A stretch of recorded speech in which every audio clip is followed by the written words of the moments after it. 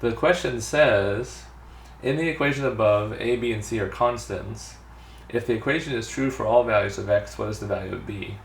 Now really, for this question, this is probably one of the simplest they can give you, and sometimes the phrasing confuses students, right? So cross that out. They're just asking you for b.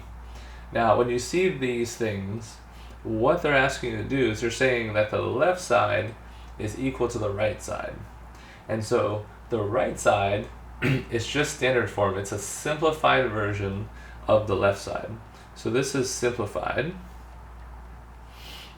And what that means is that we want to simplify the left side of the equation.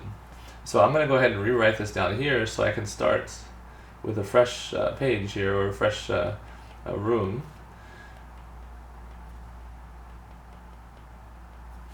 So to simplify, I have to distribute the 2x and the 3 into the respective parentheses. And if I do that, I get 2x times 3x is 6x squared, plus 2x times 5 is 10x. To distribute the 3, I get 3 times 3x gives me 9x, and then 3 times 5 is 15.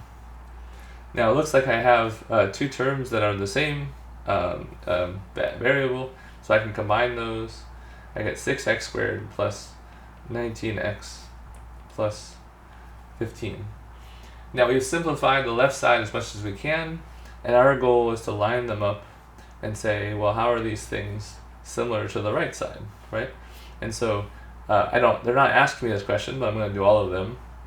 So here a is equal to 6, b is equal to 19, and c is equal to 15, and that has to be true if the left side is equal to the right side. So they were asking you for what's the value of b, and so b is 19.